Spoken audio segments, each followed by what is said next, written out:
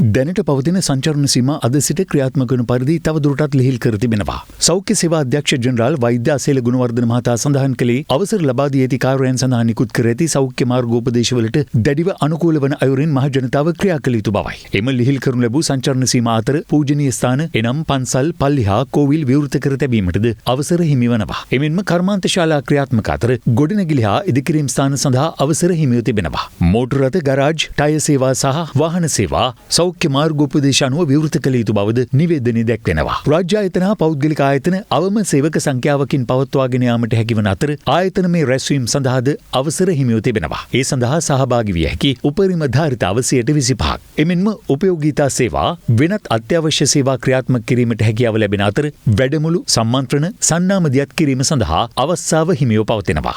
ඒ සඳහා අවම කාර්ය මණ්ඩලයක් සහභාගී කර ගැනීමට මෙන්ම උපරිම සහභාගී විය හැකි පිරිස 50 දෙනෙකුට සීමා වනු ඇතේ. නව සෞඛ්‍ය මාර්ගෝපදේශ මාලාව තුළින් මංගල උත්සව සඳහාද අවසර හිමිව තිබෙනවා. ශාලාවේ ආසන ධාරිතාවෙන් 25%ක් වන පරිදි හෝ උපරිම 150 දෙනෙකුට යටත්ව මංගල උත්සව පැවැත්වීමට හැකියාව ලබා දී ඇති බව නිකුත් කළ නිවේදනයෙහි සඳහන්. අවමංගල්‍ය කටයුතු සඳහා අවසර හිමිවන්නේ දේහය මුදා හැර පැය 24ක් ඇතුළත අවසන් කටයුතු සිදු කිරීමට යටත්වයි. පුද්ගලයන් 50 දෙනෙකුට ඒ සඳහා සහභාගී වීමේ අවස්ථාවද ලබා දී තිබෙනවා. තවද පුද්ගලික කුලී රථ හා ටැක්සි රථ සඳහා ආසන ධාරිතාවට අවසර හිමිව ඇති අතර පොදු ප්‍රවාහන සේවා ක්‍රියාත්මක කිරීමේදී සියලුම පළාත් සඳහා ආසන ධාරිතාව 50%කට යටත් කර තිබෙනවා. ඒ බස්නාහිර පළාත තුළ ආසන ධාරිතාව 30%කට සීමා වනු ඇතේ. කෘෂි කර්මාන්ත හා වැවිලි කර්මාන්ත විවෘත කරන අතර කන්න රැස්වීම සඳහා සහභාගී වන උපරිම සංඛ්‍යාව 25කට සීමා කර තිබෙනවා. තොග වෙළඳාම සඳහා ආර්ථික මධ්‍යස්ථාන විවෘත කිරීමට සහ ජංගම වෙළඳුන්ට හා පදික වෙළඳුන්ටද මෙමගින් අවසර හිමි වනවා. මීට අමතරව සිල්ලර වෙළඳසැල්, කඩ, බේකරි හා බේකරි සේවා, සුපිරි වෙළඳසැල් මෙන්ම සාප්පු සංකීර්ණ විවෘත කිරීමටද අවස්ථාව හිමි වනු ඇතේ. එහිදී සෞඛ්‍ය මාර්ගෝපදේශයන්ට යටත්ව මෙම සේවාවන් පවත්වාගෙන යාමට හැකියාව පවතිනවා. තවද එලිමහන් වෙළඳාම, සතිපොළ,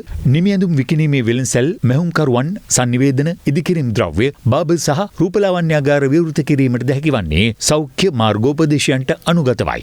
සියලුම විභාග පැවැත්වීමට අවසර හිමි වන අතර සෞඛ්‍ය මාර්ගෝපදේශයන්ට අනුගතව පුස්තකාල විවෘත කිරීමට හැකියාව පවතිනවා. මූල්‍ය ආයතන එනම් බැංකු, මූල්‍ය සමාගම් සහ උකස් මධ්‍යස්ථාන විවෘත කරන අතර ඕනෑම වේලාවක මුළු ගනුදෙනුකරුවන් සංඛ්‍යාවෙන් 10%ක් නොඉක්ම විය යුතුයි.